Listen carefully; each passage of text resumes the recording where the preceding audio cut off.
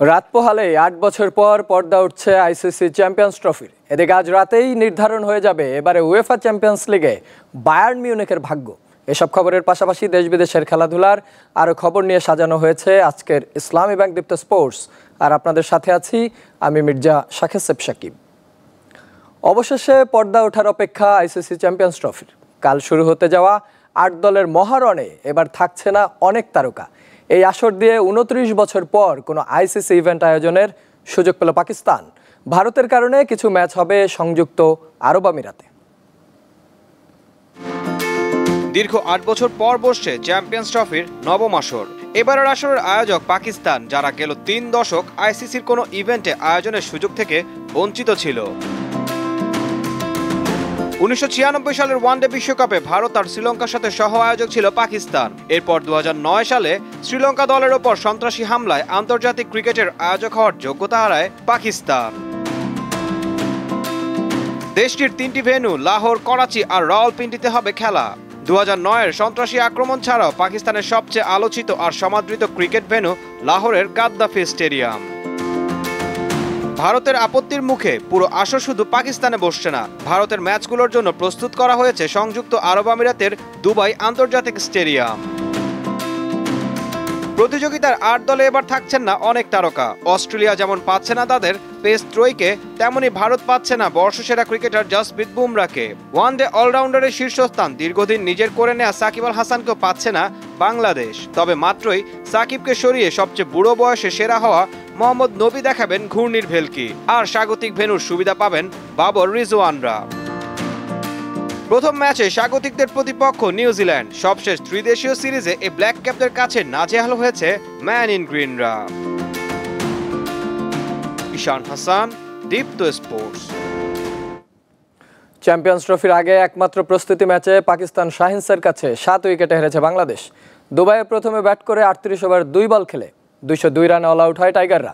দলের হয়ে ৫০ করতে পারেননি কেউই। ৪ নম্বরে নেমে ৫৩ বলে সর্বোচ্চ ৪৪ রান করেন মেহেদী হাসান মিরাজ। সাথে পেসার তানজিম হাসান করেন ৩০ রান। জবাবে ৩৪ ওভার ৫ বলে ৭ উইকেট হাতে রেখেই জয় নিশ্চিত করে শাহিনস। দলের হয়ে সর্বোচ্চ ৭৬ রানের ইনিংস খেলেন মোহাম্মদ হারিস। নাহিদ, মিরাজ আর তানজিম সাকিব প্রত্যেকেই নেন একটি করে উইকেট।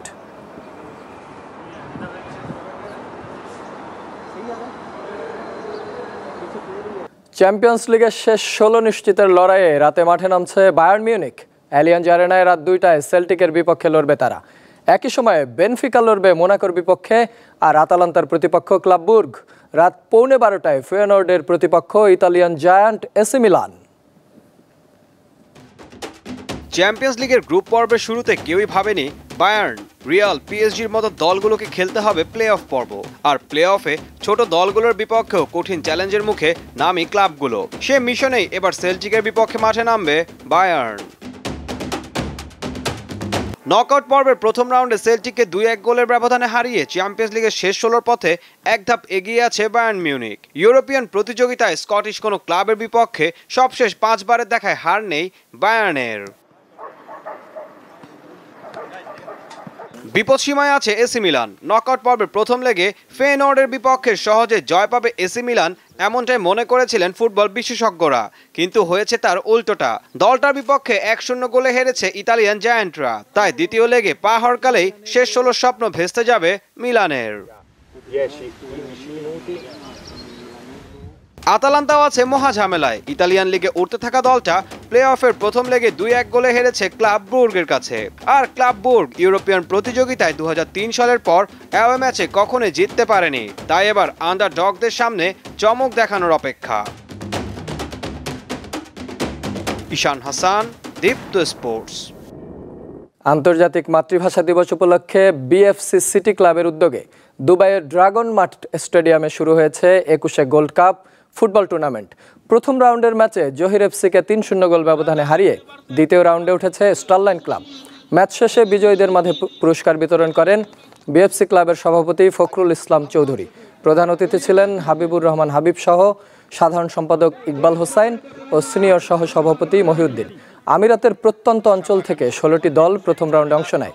নকআউট ভিত্তিক টুর্নামেন্টের দ্বিতীয় রাউন্ড নিশ্চিত করে ৮টি দল। প্রায় ৫০০ প্রবাসী মাঠে খেলাটি উপভোগ করেন।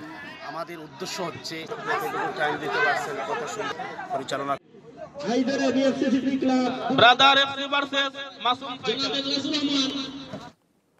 টানা ১৬ বছর দেশের দ্রুততম মানবীর আসন ধরে রেখেছেন নৌবাহিনীর শিরিন আক্তার। দেশকে আন্তর্জাতিক স্বর্ণ উপহার দেওয়ার ইচ্ছা তার।